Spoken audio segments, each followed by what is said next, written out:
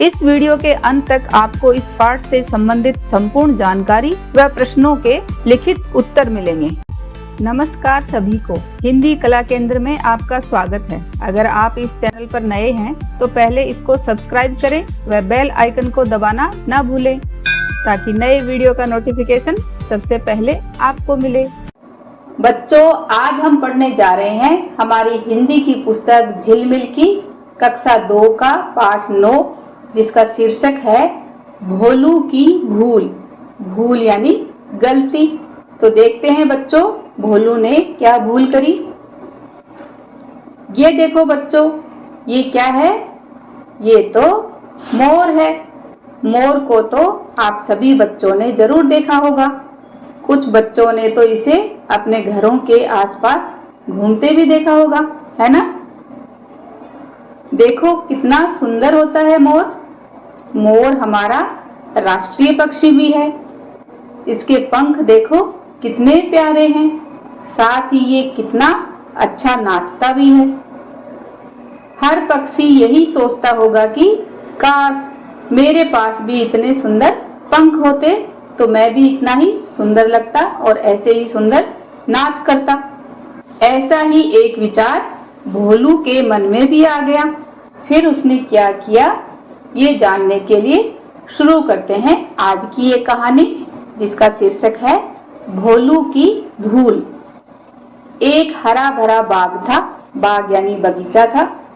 बच्चे प्रतिदिन बाग में खेलने जाते थे। प्रतिदिन यानी हर रोज बाग में खेलने के लिए जाते थे। वहां दिखने वाले पशु पक्षियों को वे प्यार से किसी न किसी नाम से पुकारते थे। तो जैसे बच्चों आप अपने घर में अपने डॉगी या बिल्ली का नाम निकालते हो ना, वैसे ही सब बच्चों ने वहां दिखने वाले सभी पशु पक्षियों को प्यार से उनका एक नाम निकाल रखा था। उसको उसी नाम से बुलाते थे। एक दिन अचानक बच्चों की नजर एक मोर पर पड़ी, जो अपने पंख फैलाकर नाच रहा था। नाचते हुए उसका एक पंख टूटकर गिर गया। तो मोर का पंख तो बच्चों आपने देखा ही होगा। तो वह पंख टूटकर गिर गया। पास ही पेड़ पर एक कौवा बैठा था, जिसे बच्चे भोलू कहकर बुलाते थे। भोलू को मोर का नाच बहुत अच्छा लगा। मोर जब वहां पर नाच रहा था तो भोलू उसको पेड़ के ऊपर बैठा बैठा देख रहा था। उसे मोर का नाच बहुत अच्छा लगा। जब मोर ने नाच किया तो उसका एक पंख वहीं गिर गया। मोर नाचकर वहां से चला गया। भोलू पेड़ से नीचे आया। उसने मोर का पंख उठा लिया। ये देखो, ऐसे मोर का ऐसे पंख गिर जाते हैं, तो भोलू ने उसको उठा लिया। रंग बिरंगे पंख पर एक छोटा सा चांद भी था। ये देखो, ऐसे रंग बिरंगे पंख के अंत में ये ऐसा एक चांद की तरह होता है। मोर का पंख लगाकर भोलू सोचने लगा, आह, मैं कितना सुंदर लग रहा हूँ, मैं तो मोर बन गया। जब भोलू को मोर का पंख मिला तो उसने अपने पंखों के ऊपर मोर का पंख लगा लिया और उसने अपने आप को यही समझ लिया कि वह ऐसे पंख लगाते ही मोर बन गया है और मोर की तरह ही सुंदर लग रहा है। इसलिए वह गाने व नाचने लगा। कोई कहे ना मुझको कौवा, मैं हूँ मोर, मैं हूँ मोर। फिर भोलू घूमने निकला। उसके साथी कौवों ने उसे बुलाया, पर वह उनके पास नहीं गया और बोला, मैं कौवा नहीं हूँ, मैं मोर हूँ। कौवे के साथी कौन है? दूसरे कौवे। जब उन्होंने उसको बुलाया तो उसने कहा कि नहीं, मैं आप लोगों के पास नहीं आऊंगा क्योंकि मैं तो मोर हूँ। यह सुनकर सभी कौवे उस पर हंसने लगे। फिर भोलू मोरों के पास पहुंचा। मोर उसे देखकर बोले, मोर नहीं तुम कौवे हो, यहाँ से जाओ, यहाँ से जाओ। भोलू ने पंख दिखाते हुए कहा, मैं मोर हूँ। उसकी बात सुनकर मोर हंस पड़े। मोरों ने उसे चोंच मारकर भगा दिया।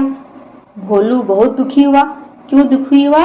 क्योंकि वह अपने मित्रों के साथ गया नहीं और मोर ने उसको अपना दोस्त बनाया नहीं। वह अपने मित्रों के पास गया, उन्होंने भी उसे चोंच मारकर भगा दिया क्योंकि वह पहले उनको बोल कर आया था ना कि मैं कौवा नहीं, मैं तो मोर हूँ। तो उन्होंने भी उसको चोंच मारकर भगा दिया। हार कर भोलू ने पंख निकालकर फेंक दिया। फिर वह कौवों से बोला, मुझे माफ कर दो, मैं मोर नहीं हूँ, मैं तो तुम्हारा मित्र कौवा हूँ। सब कौवों ने कहा, फिर कभी अपने साथियों को छोड़कर मत जाना। तो इस तरह बच्चों, हमने इस कहानी से क्या सीखा कि जैसा हमें भगवान ने बनाया है हम वैसे ही अच्छे हैं। किसी की देखा देखी या नकल उतारने की कोशिश ना करें। अब इस कहानी के अभ्यास प्रश्नों को देखते हैं। आइए शब्दों के अर्थ जानें। प्रतिदिन का अर्थ है हर रोज, बाग, बगीचा, कोशिश, प्रयत्न। बहुत का अर्थ है अधिक।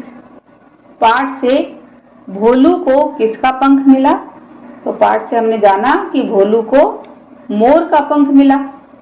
भोलू ने पंख का क्या किया? भोलू ने मोर पंख को अपने शरीर पर लगा लिया। भोलू नाचते हुए क्यों गाने लगा? भोलू सोच रहा था कि वह मोर बन गया, इसलिए वह नाचते हुए मोर की तरह गाने लगा। कौवे भोलू से किस कारण नाराज थे? कौवे भोलू से किस कारण नाराज थे? तो कौवे भोलू से नाराज थे क्योंकि वह अपने आप को मोर समझ रहा था और अपने साथियों से अलग घूम रहा था। किसने किससे माफी मांगी?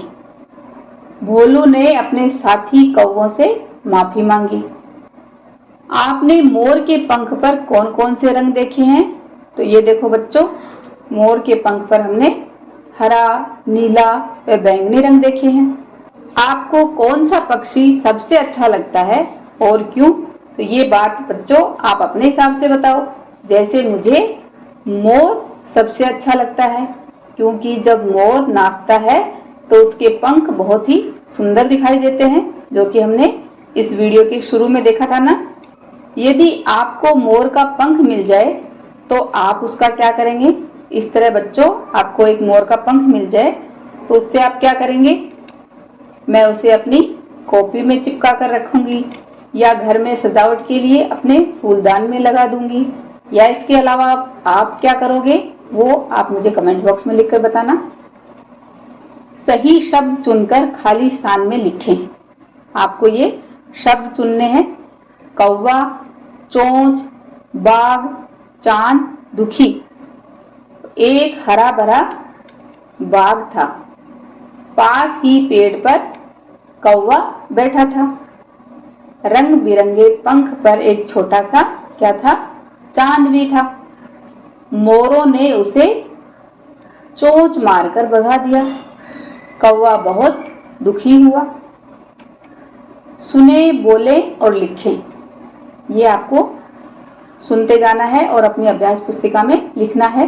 जैसे पंख, चोंच, रंग बिरंगे, चांद, हंसना, हंस, भाषा की बात।